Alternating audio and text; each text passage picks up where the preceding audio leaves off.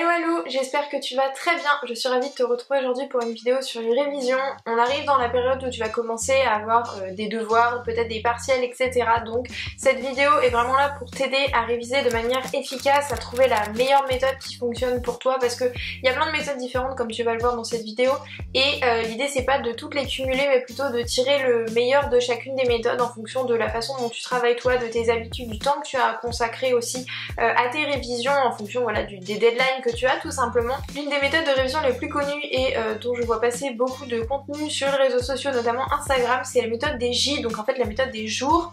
C'est une méthode que je n'ai pas utilisée personnellement mais qui a l'air d'être beaucoup utilisée par les étudiants de prépa et de PASS, anciennement PASSES, parce que ce sont des études qui sont très denses, très contraignantes, dans lesquelles il y a beaucoup de matière à apprendre et pour lesquelles il faut vraiment un plan précis de révision pour réussir tout simplement à en apprendre le plus possible et à recracher le plus possible aussi. Je te mettrai les Instagram ici ou en barre d'infos de plusieurs filles que je suis sur Instagram et qui, comme l'étudiante en air ou ce genre de personnalité, ont fait donc des études en PASSES par exemple, enfin maintenant c'est PASS, et qui ont un peu expliqué cette méthode des jours, comment elle fonctionnait, qu'on fait des lives, etc. pour expliquer un petit peu comment utiliser la méthode des jours dans ce type d'études là. Donc si ça vous intéresse, tu peux aller voir. De ce que j'ai compris de cette méthode, c'est en fait une fois que tu as tous tes chapitres connus et que tu sais exactement ce que tu dois réviser, tu te fixes un planning à l'avance de révision, c'est-à-dire que tu vas venir réviser à intervalles irréguliers mais en fait qui est fixé sur un plan de mémorisation et d'oubli. En fait on se base sur la capacité de l'humain à oublier une partie des informations mais aussi à retenir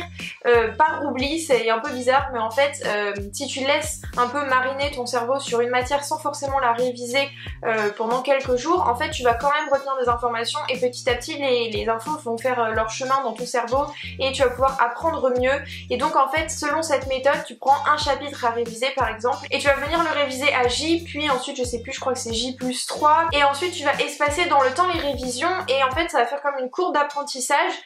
qui va faire qu'au final tu vas connaître ton cours par cœur mais tu l'auras pas révisé tous les jours, tu te seras pas bourré le crâne avec, et entre temps tu peux intercaler évidemment les révisions pour les autres chapitres avec voilà un décalage à chaque fois. Je te mettrai là aussi des petits graphes que j'ai trouvés qui sont hyper intéressants pour comprendre comment utiliser cette méthode là, et je trouve que c'est une bonne méthode qui est utilisée vraiment quand on fait des études, je dirais ouais, très contraignantes où il y a énormément de matière à apprendre. Moi je sais qu'en LEA c'était pas un truc qui m'intéressait, notamment parce qu'en fait j'avais quand même pas mal de contrôle continu et du coup je pouvais attester de mes connaissances au fur et à mesure et réviser plutôt en fonction de ça, et j'avais pas forcément toujours à attendre les partiels et donc avoir une masse de travail au final à réviser juste pour ces partiels là. Mais c'est une méthode qui est super chouette et que tu peux aussi combiner cette fois-ci pour des sessions de travail avec la méthode Pomodoro, méthode que j'ai utilisée et que je continue à utiliser aujourd'hui même si je ne suis plus étudiante. C'est une méthode qui consiste en fait à se créer des sessions de travail à rythme régulier, donc des sessions de 25 minutes de travail sans distraction, sans interruption, vraiment focus sur ce que tu as à faire, une seule matière, une seule tâche, pas plus. Et à la fin de ces 25 minutes de concentration intense, tu fais une pause obligatoire de 5 minutes, une pause active de préférence, pas checker les réseaux sociaux etc, plutôt tu fais une mini marche, tu vas te chercher à boire, tu ranges un peu ta chambre, tu ranges ton bureau, peu importe. L'idée c'est vraiment en fait de se déconnecter de la réalité du devoir pour simplement voilà pouvoir faire autre chose, et ensuite à la fin de ces 5 minutes de pause se remettre focus dans le travail, de nouveau une session de 25 minutes etc etc. Au bout de 4 sessions de 25 minutes et donc avec leurs pauses respectives, tu fais une vraie pause d'une demi-heure à 1 heure selon ce que tu as fait, selon comment tu te sens. L'idée c'est pas non plus d'être complètement improductif pendant ces sessions là. L'avantage au contraire de cette méthode c'est vraiment d'être productif, d'être focus pendant cette petite période de révision. 25 minutes ça permet d'avoir le temps de rentrer dedans, d'être focus et ensuite d'avoir pas suffisamment le temps d'être fatigué, d'en avoir marre, d'avoir envie de passer à autre chose, et du coup ça te permet vraiment d'abattre un travail qui est plus important quand tu fais ce genre de méthode là. Moi je sais que c'est une méthode qui fonctionne très bien sur moi parce que j'ai souvent besoin de faire des pauses, mais là en fait le fait de me dire voilà je fais ça comme travail, j'ai une seule tâche, c'est ça, même si j'ai pas terminé au bout des 25 minutes c'est pas grave, je fais une petite pause, je pense à autre chose, je me fais un café etc, ça me fait du bien, je m'étire et tout, et ensuite je me remets au travail. En fait je suis beaucoup plus concentrée, j'ai pas envie d'aller fureter à droite à gauche et je sais qu'il va y avoir une pause, donc j'ai envie de travailler pour m'octroyer la pause. C'est un cercle vertueux pour moi en tout cas. Donc voilà, si jamais cette méthode t'intéresse, pareil je te mettrai mettrai des liens qui m'ont vachement aidé à comprendre comment l'appliquer à ces études et puis évidemment quels sont les bénéfices de cette méthode là aussi, donc je te mettrai ça en barre d'infos. Pour réviser correctement, il y a plusieurs autres méthodes. Une des méthodes que j'ai bien aimé faire, après ça dépend des personnes, ça dépend de ton entourage etc, mais c'était de réviser à plusieurs. Ça marche quand t'es pas mal avancé dans tes révisions déjà, que tu connais déjà assez bien ton sujet et que t'as simplement envie soit de vérifier que tu connais bien tes informations ou que t'arrives à les réexprimer correctement, parce qu'il peut y avoir cette difficulté là aussi, c'est-à-dire que tu peux comprendre ton cours sans arriver à le réexpliquer parce que le vocabulaire est trop compliqué, parce qu'en fait ça amène tout un tas de concepts et de précisions que tu te sens obligé de préciser à chaque fois. Mais si jamais t'es bien avancé dans ton travail, que t'as des personnes de confiance avec lesquelles tu peux réviser qui sont à peu près dans le même stade de révision que toi, ce qui est intéressant c'est de le faire à plusieurs, de se poser des questions ou simplement d'essayer d'évoquer les choses en même temps, de se relayer en fait sur les informations. Ça permet deux choses, ça permet déjà d'être en confiance parce qu'on sait que les personnes avec qui on est généralement sont des personnes avec lesquelles on s'entend bien, avec lesquelles on a révisé, donc ça permet aussi de savoir si on a loupé des informations ou pas et dans ce cas-là de remettre les informations qui manquent dans son cours et de les apprendre à son tour. Mais ça permet aussi d'expliciter tout ce qu'il y a dans le cours et notamment de le faire à l'oral parce que c'est vrai que quand on fait ces révisions à l'écrit, quand on fait des fiches classiques par exemple, quand on fait des flashcards, quand on fait des mind maps, c'est toujours du papier, de l'écrit et ça fait pas travailler l'expression orale et tu peux quand même avoir besoin de passer par l'oral pour vulgariser, pour utiliser du vocabulaire un petit peu différent sur les cours en fait et ça c'est vraiment une méthode qui a été testée et approuvée par moi-même. J'ai fait ça quand j'étais en master notamment parce que j'avais vraiment des personnes de confiance avec qui je pouvais réviser et moi ça me motivait personnellement de réviser avec d'autres personnes. Ça peut ne pas être le cas, dans ce cas-là essaye de trouver des méthodes pour réviser tout seul mais te faire à l'oral. Tu peux par exemple quand tu veux te faire réviser à l'oral, moi c'est quelque chose que je faisais aussi en amont, je m'entraînais, alors soit je relisais mon cours mais à l'oral et du coup des fois je m'interrompais pour expliquer un processus, par exemple quand dans mon cours je voyais qu'il y avait une définition, un concept, une date, une explicitation etc.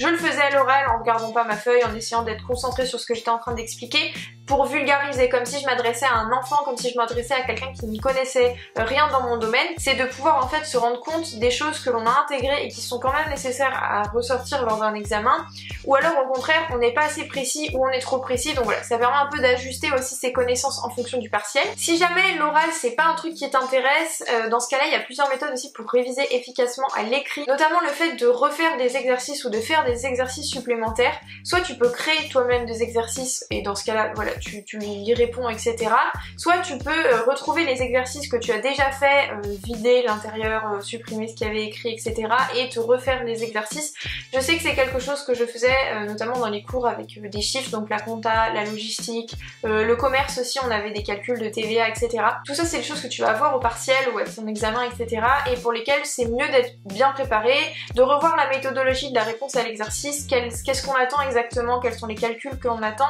Ça permet de réviser les formules, ça permet de réviser les concepts autour, de voir si t'es vraiment à l'aise avec l'exercice ou si t'as seulement la théorie. Et sinon si jamais voilà t'as déjà fait tous les exercices que t'avais fait en cours, t'as plus rien, tu peux toujours trouver des exercices sur internet ou dans des bouquins aussi à l'ABU. Je crois par exemple que dans les rangées de l'ABU pour tout ce qui est compta etc.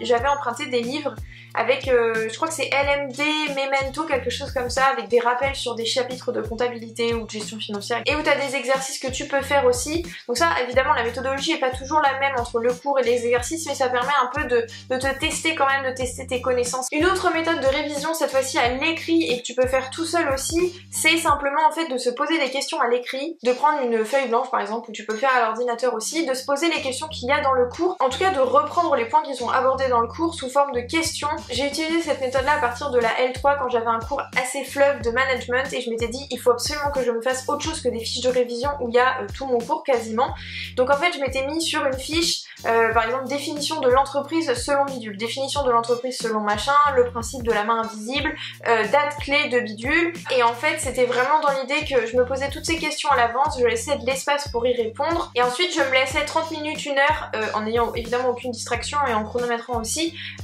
donc tout ce temps là pour répondre aux questions au crayon à papier notamment parce que comme ça je pouvais refaire d'une fois sur l'autre et ça me permettait là aussi en fait de faire le lien entre ce que j'avais appris et ce dont je me souvenais, parce que entre la totalité des choses que tu apprends et que tu as l'impression de connaître quand tu révises ta feuille, ça fait toujours tilt avec des informations etc. Quand tu es devant ta copie avec des questions, il y a soit tout qui se bouscule et tu as du mal à trier les informations que tu as envie de mettre, soit t'as plus la pensée de rien du tout, t'arrives pas à ressortir les informations qu'il faut etc. Donc c'est pour ça que je faisais cet exercice là, parce que du coup j'étais sûre que j'allais replacer les informations au bon endroit et ça me permettait vraiment de ne pas passer outre un point de ma révision, parce que c'est vrai que sur 25 fiches de révision il y a des moments t'as l'impression de les connaître mais en réalité tu les connais pas. Là j'étais sûre que voilà, je m'étais mis une question dedans donc j'allais devoir apprendre vraiment, et le fait là encore de verbaliser, même si c'est à l'écrit, c'est quand même beaucoup plus intéressant que simplement relire son cours. Donc ça c'est vraiment un exercice que je te conseille de faire quand t'es déjà un peu avancé dans ton exercice de révision, que tu connais déjà un petit peu ton cours et que tu peux donc tout simplement te tester et puis ensuite reprendre les parties du cours sur lesquelles t'as un peu pêché. Et mon dernier conseil de révision pure, donc comment réviser de manière efficace, c'est évidemment de prendre en compte, et ça dès le début de l'année, des chapitres etc, que pour apprendre son cours il faut l'avoir compris. On ne peut pas déblatérer un cours en entier, en tout cas ça n'a aucun intérêt de voilà, reprendre tout simplement tout ce qu'on a appris et de le foutre dans des phrases parce que t'es pas capable d'expliquer, parce que en fait finalement t'as pas compris ton cours, et c'est ça en fait qui est important dans l'apprentissage. Je sais que quand on a la fac on a plein de cours, il y en a peut-être qui t'intéressent pas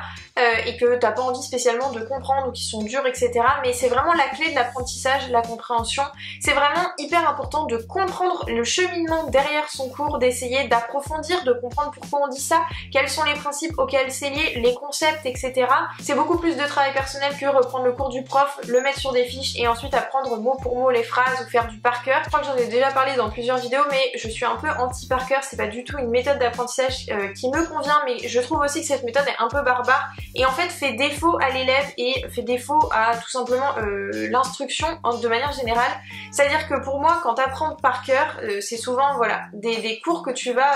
en fait rejeter facilement sur ta copie parce que tu auras appris les choses, tu n'auras pas forcément compris ce qu'il y a derrière et ça ne te resservira pas parce que tu auras oublié une grande partie de tout ce que tu as appris bêtement par cœur. Tu vas pas être capable d'expliciter les informations, de l'expliciter à quelqu'un qui n'a pas compris, et pour moi le par cœur c'est une utilisation à court terme, simplement dans une optique de réussir un examen. Moi